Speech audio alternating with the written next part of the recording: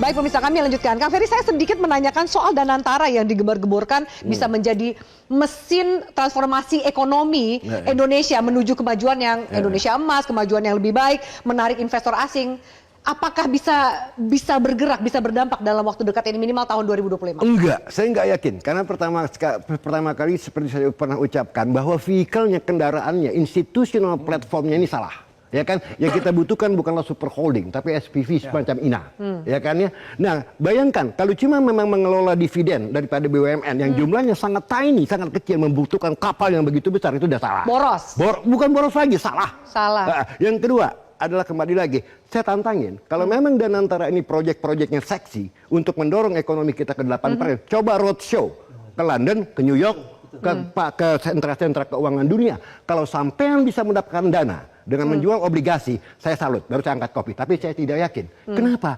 Orang-orang fund-fund besar tidak akan mau menyemplungkan uangnya ke hilirisasi. Mereka lebih suka invest di teknologi, di inovasi, di consumer goods, bukan di hilirisasi yang cash flow-nya nggak jelas. Tapi ada nama-nama besar, di situ ada Tony Blair, ada Thaksin, ada...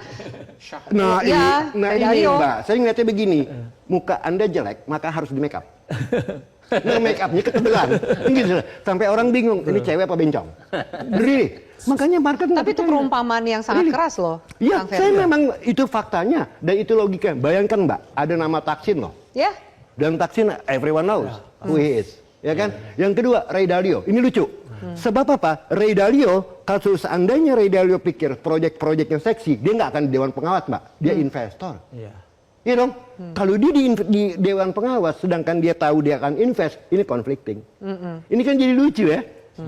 Jadi Dewan Pengawas sekaligus pemain gitu? Ya kan nggak bisa. Nggak bisa kan? Nggak bisa, dan dia boleh pasti tahu aturan. Kecuali bangsa kita barangkali ya. Oke, baik. Dari sisi Kang, kalau kemudian maaf ini catatannya nggak terlalu bagus kalau kita melihat analisa pekerjaan rumahnya, membenahi komunikasi publik dan situasi politik, pekerjaan rumah. Ekonomi lebih besar lagi. Bagaimana dari penegakan hukum? Apakah masih bisa diharapkan? Karena penegakan hukum ini juga salah satu indikator kepercayaan publik terhadap pemerintah, Kang Asep. Ya, penegakan hukum tergantung kepercayaan. Kita bagi dua untuk bawah dan atas. Ketika ekonomi tidak baik-baik saja, artinya daya beli masyarakat kurang. Artinya sekarang ditunjukkan ketika mudik, harusnya tahun lalu 240 juta, sekarang 100 juta tidak pulang. Ketika daya beli kurang, itu akan menimbulkan apa? Orang butuh perut. Ketika butuh akan terjadi kriminalisasi. Ya, kriminal bahkan. Ya, kriminal orang untuk kepentingan perutnya. Nah, ketika orang-orang tidak percaya lagi penegakan hukum, orang akan melakukan apa saja. Apalagi tadi dikaitkan, ya, ketika bandar-bandar penyelesaian perkara tidak pernah selesai. Saya kasih contoh, pagar laut hanya di lurah. Siapa di belakangnya tidak selesai. Timah juga tidak selesai, hanya di situ, hanya ganti pemain. Kemudian juga di Mahkamah Agung kasus-kasus tidak selesai. Artinya ketika rakyat kecil butuh kepastian, butuh kepercayaan, tapi tidak ditunjukkan contoh yang paling atas, malah yang atas membentuk Danantara yang sering saya katakan dana sementara untuk saudara-saudara. Kan tadi katakan Kang Freddy benar. Itu yang bentuk tadi karena apa? Itu badannya, itu badan loh, tanggung jawabnya gimana, nanti organnya gimana. Ya, dananya kalau itu badan harus APBN. Kalau ini dividen dari perusahaan-perusahaan yang tadi lebih baik orang bermain di obligasi, ini bahaya secara hukum pertanggungjawabannya. Akan terulang kasus Malaysia, tidak belajar dari tempat yang lain. Artinya apa? Kepercayaan dari luar sudah mulai menurun, tidak ikut-ikutan lagi. Kepercayaan masyarakat sudah tidak ada, penegakan hukum tidak ada suri toladan, tidak ada penyelesaian, hanyalah yang memunculkannya kutu kupret, sedangkan kutu loncatnya tidak dicari. Gitu ya. Artinya apa? Penegakan hukum jangan harap akan tegak kalau kepercayaan tidak ada dari publik. Karena penegakan hukum ada dua, politik hukum tadi. Politik hukum pembentukannya penegakan hukum. Penegak hukum itu tidak melaksanakan hukum, malah melawan hukum. Contoh banyak penegak hukum melanggar peraturan. Nampak sekali hampir tiap hari berita-berita. Beritanya soal penegak hukum yang bermasalah. Tidak pernah selesai, itu kan kasus yang gede-gede itu kan. Hanya sampai di kutu kupret. Sekarang nanti, kalau itu orang rakyat butuh, ya, demi perutnya akan melakukan sesuatu. Kriminal kan, demi perutnya. Sementara yang di atas, sudah gajinya triliunan, miliaran, masih melakukan hal itu. Saya kira ini kalau tidak diselesaikan, apalagi sekarang menteri-menterinya, ya asal bunyi semua kan, hal-hal Ya. yang tidak layak.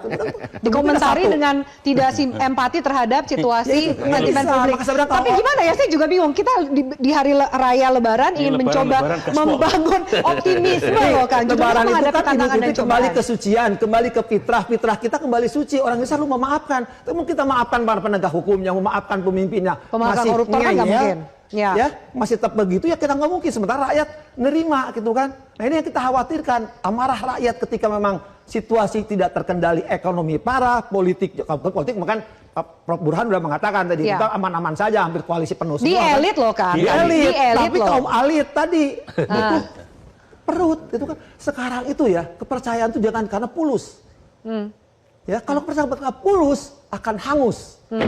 Harus kan semua itu karena tulus. Tulus. Kalau Oke. kepercayaan tulus pasti semuanya akan mulus. Mas Burhan, tapi adakah kemudian quick win yang bisa dilakukan oleh pemerintah karena kemudian ini semua pihak mengkritik, meskipun bahkan Pak Presiden mengatakan anjing menggonggong kita kafilah berlalu. Nah, apa yang bisa dilakukan oleh pemerintah untuk meredam perut yang lapar lalu bertindak kriminalitas, meredam pesimisme soal danantara dan ekonomi Indonesia? Adakah yang bisa dilakukan secara cepat? Begini ya, kalau ditanya kepada opini publik, itu di antara sekian indikator yang relatif positif isu penegakan hukum malah. Kang. Masih Memang agak lebih beda baik. dibanding misalnya ekonomi atau politik Iya. ya. Karena begini, ketika ada pemberantasan korupsi yang melibatkan banyak sekali aparat atau pejabat pemerintah, itu di mata publik secara umum yang tidak se-expert Kang Asep, Iya. itu yang dipandang Pak Prabowo tegas nih dalam memberantas Korupsi. korupsi. Jadi Iya. memang Tapi Mas, jangan ini soal ngomong aja perspektif. ya Prof. Burhan nanti. Jangan hanya ngomong-ngomong, ini soal perspektif. Tetapi kalau ditanya soal quick wins, memang ini tidak mudah karena akarnya itu soal ekonomi. Dan soal ekonomi itu tidak bisa Segera diselesaikan dilakukan. secepat membalikan telapak tangan. Tetapi yang bisa dimulai dan bisa dilakukan oleh pemerintah adalah mengontrol dan mengendalikan diri sendiri.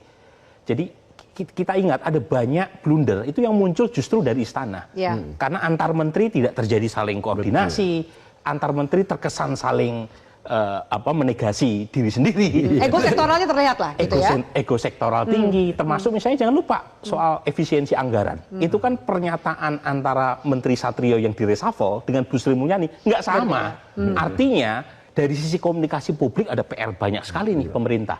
Dan itu bisa dimulai dari pemerintah sendiri dengan menciptakan satu komunikasi publik yang terstruktur, yang kredibel. Dan itu yang tidak terlihat. Jadi di tengah banyak ancaman, di tengah Ya, banyak tantangan, saat yang sama komunikasi publiknya itu juga damage. Jadi minimal diperbaiki Itu. dulu komunikasi Nah, publiknya. yang kedua ini yang penting. Ya. Saya terus terang, memang sekarang yang terlihat adalah resentment atau diskonten di kelompok kalangan terdidik. Ya. Demo-demo kan sebagian besar mahasiswa. Tapi jangan lupa, ada dua kejadian itu yang berawal dari kelompok kelas menengah, kelompok terdidik. Satu Chile.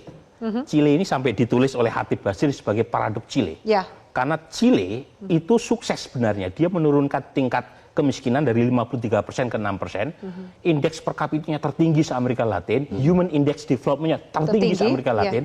Tetapi gara-gara menaikkan sedikit saja ongkos transport, turun jutaan orang, dan pemerintahnya hampir jatuh. Ya.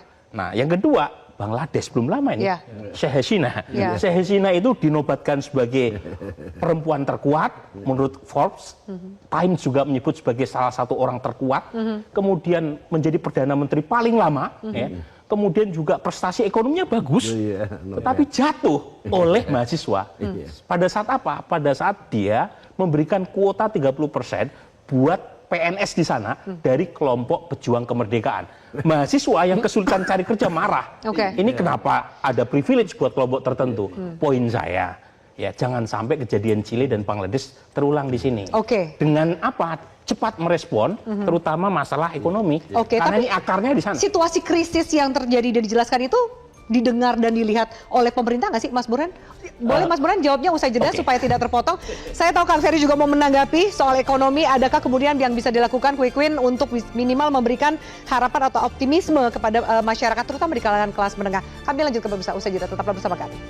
Jelajahi cara baru mendapatkan informasi. Download Metro TV Extend sekarang.